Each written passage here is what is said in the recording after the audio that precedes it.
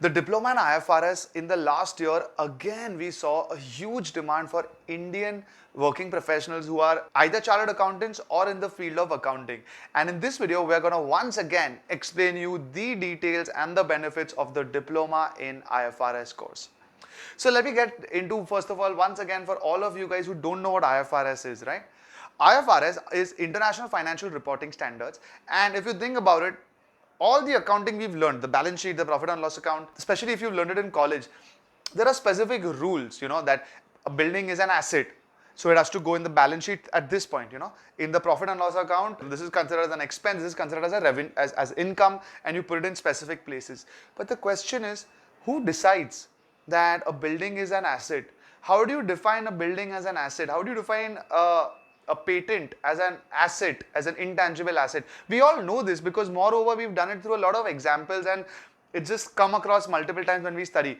But it is not just done by college books, it is decided by what we call the accounting bodies. So in India, the main accounting body, of course, is the ICAI, the Institute of Chartered Accountants of India, who follow what we now call IND AS, IND-AS.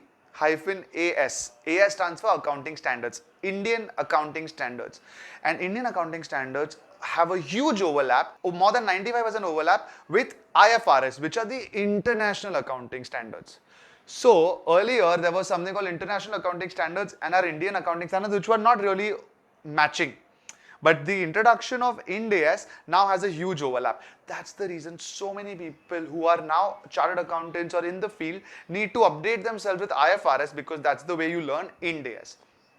If you're studying CA right now, most of the time it's going to be covered in your syllabus, so you don't have to really worry about it. But this is for a lot of you guys who are now no more into studies but still need to update yourselves. The second kind of profile of students who we get are those who actually need to complete some diploma, some qualification, but in a short span of time. Diploma in IFRS is something you can complete in 3 months. So for all of y'all who want something quick in accounting, this is an amazing international certification.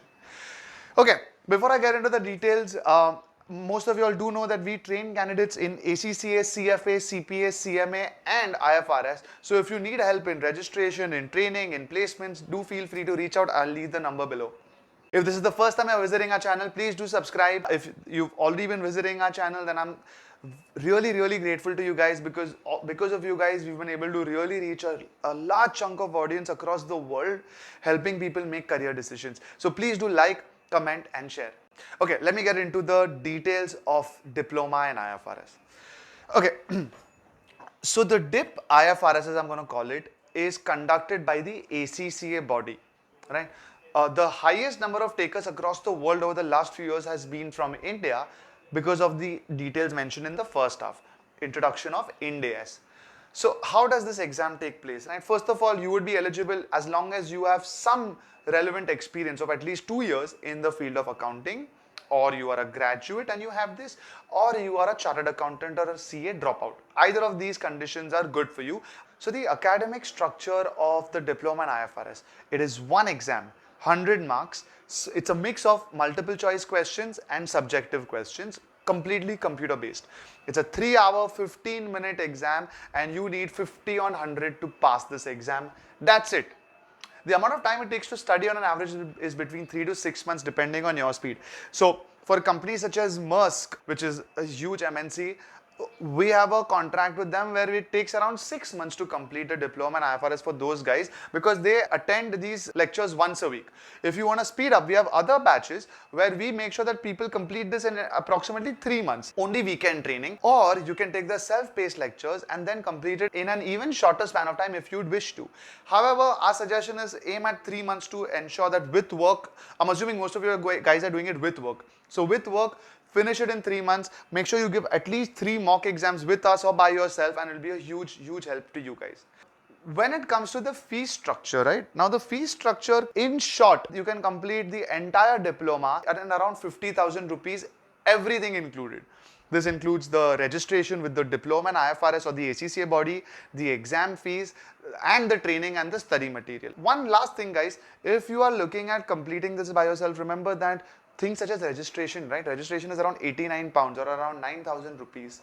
But if you do it with partners like us, right? We are known as platinum partners with the ACCA. We get it at a massive discount, almost down to free for all of you guys. And we have other such benefits as well, which can help you guys in clearing the exams faster or in maybe in one go, helping you guys with placements, networking, talking to faculties who are in the IFRS industry for so many years, so on and so forth.